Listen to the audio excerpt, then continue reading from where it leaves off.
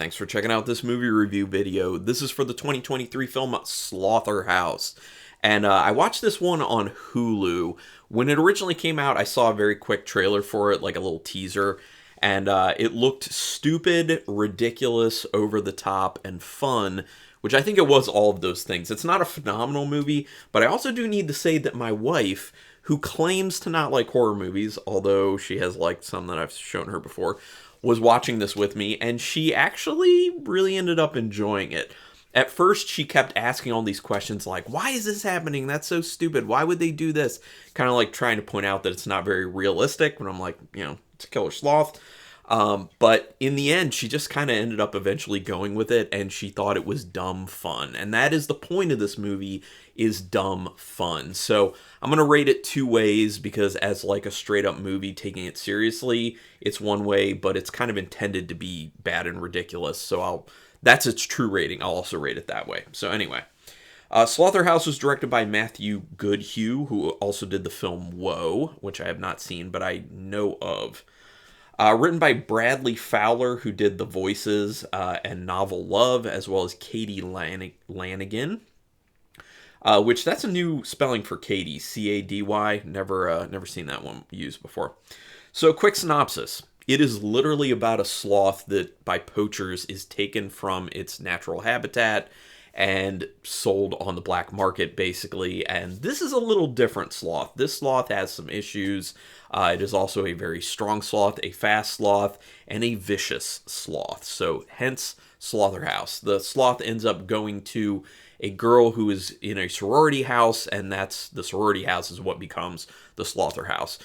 There's really no, unless you are told exactly like what the kills are and what the sloth is up to, there's not a whole lot that can be spoiled for this movie.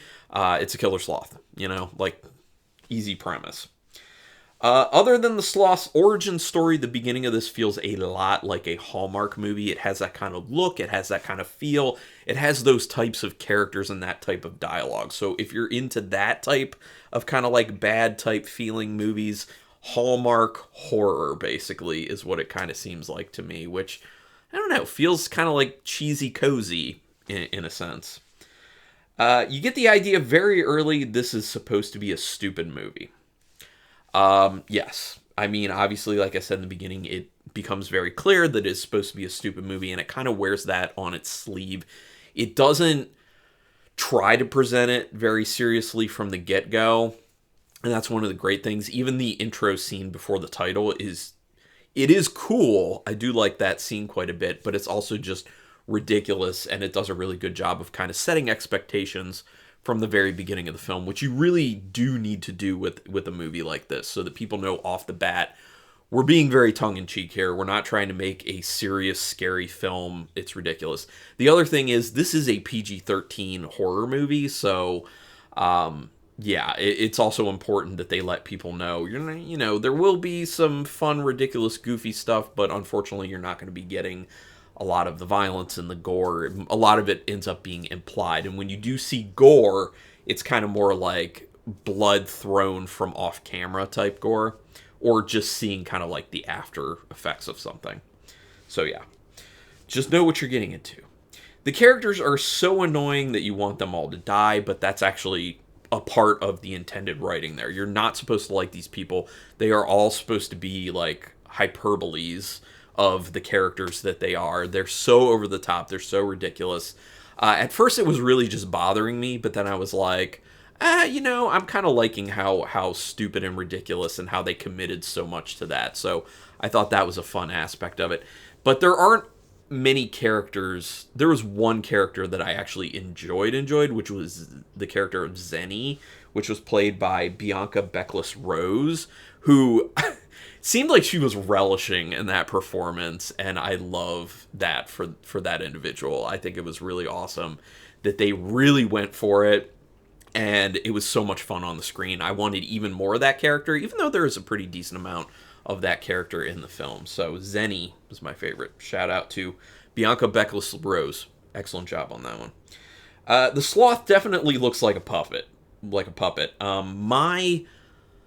What it seemed like to me, my best kind of comparison for what it looks like is, it looks like a hippie Ewok, but like in sloth form, like its actual like physical facial and head features, hippie Ewok. Just think that.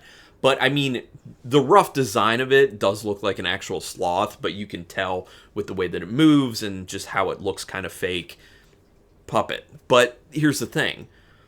When you do that, it's fine if you're intentionally making it a kind of like stupid, ridiculous, over-the-top movie, because people know that that's what it is. So you don't have to take the character design that seriously. That said, I don't think the character design or the creature design is that bad, especially for probably what was a pretty low budget for this film. The score is really over the top, especially for what this movie is, unfortunately.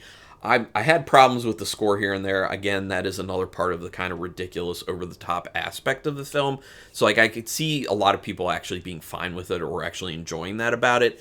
For me, it's kind of like a personal thing. I just don't like being screamed at by scores in movies. I like a more subdued score to let me kind of like have my space and kind of figure out how I want to feel about things. So it bothered me. It didn't bother me to a great degree, but it did bother me. So just throwing it out there. It makes fun of social media culture overtly.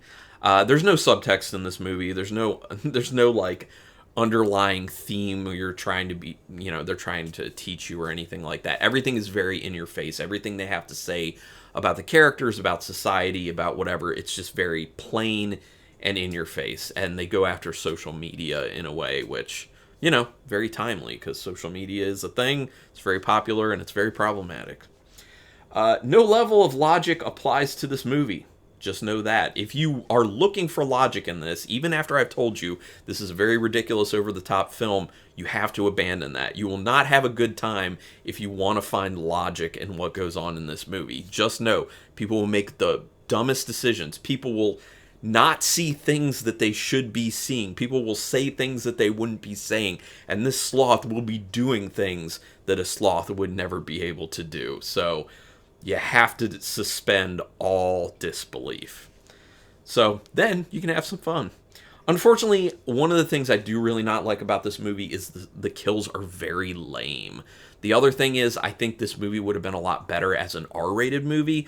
Get real good kills, get real good gore in there. Just my personal thing. That said, I still think it succeeds at what it is for a PG-13 movie, and I think for PG-13 they did as much as they could in like the brutality, violence, gore realm. Actually, they probably could have gotten away with a little bit more with the violence and gore, but not too bad, in my opinion. But I just personally think this movie would have been a lot better with an R-rated cut. Just saying. There are a lot of moments utilizing large text over scenes, where they're just like, kind of like wherever the location is or like the time of day, and it's like gigantic text over the actual scene, and I hate that stuff. I think it looks ridiculous. It's just a bad choice in my opinion. But you could argue it goes along with the ridiculousness of the movie. There is some decent comedy. Most of it's done via absurdity. It's that absurdist comedic stuff, which if you like that, you'll probably enjoy that about this film. It's not, they're not trying to go for like actual like clever laughs, obviously. It's just very kind of like dumb, absurd humor. Some of it I actually found pretty funny, so I was pretty good with it. The pacing does get rough towards the end, unfortunately. It does get really drawn out. I think they should have kept the pace a lot better like it was for probably about the first half hour or so, half hour, 45 minutes. Thought the pacing was pretty good, especially considering that you had to, introduce characters, let people know who they are, give some backstory and all that stuff. It's just, it kind of seems like they started to have some stumbling going on later on in the script where they were like, hey, I'm not 100% sure how we want to take this, and a little bit of wasted time, but not too bad. Some pacing issues. Again, I'm not sure why they ended up making this PG-13. I really just don't know why they decided to do that. I really think it, probably would have done better in the theaters as an R-rated film. I think you would have gotten a lot more of the horror community out to see it. Although you can make the argument that there are plenty of people on the other side, like my wife, although she would have never like wanted to go to see it in the theater. I think streaming is kind of the only way she would have seen it. But there are people who are more likely, if they know, oh, it's a PG-13 horror movie, I would watch that because it's not going to be too scary. It's not going to be too violent or too bloody. So I guess I get it, but I just really wanted that R-rated version. Yeah, I really did. But anyway, so out of 5 stars with half stars in play is like an actual film in the pantheon of all films. It's probably like a 1.5 star. But as far as So Bad It's Good films, which is what it was intended to be, so this is really the real score of it, I give it 3 stars. I think it's a So Bad It's Good ridiculous film. It's a 3-star film. Not, it's not like the best of the year, but it was a good time. Anyway, this is where I'd love to hear your opinions on Slotherhouse. Go ahead and put it down in the comments, and just let me know why or why not. If you liked it, if you didn't like it, and why or why not. But just like a sentence or two is fine. But do me a quick favor, hit the likes on this if you want other people to be finding this review. Hit subscribe to my channel if you haven't already. I would appreciate that. That is your best way to repay me for all this free content. And hit the notification bell button if you want to know when I'm putting up new videos, which I'm doing at least 3 a week. I'm actually usually doing a lot more, but at least 3 a week. That's my bare minimum. So anyway, thanks for taking your time to watch this video. And until next time, keep it brutal.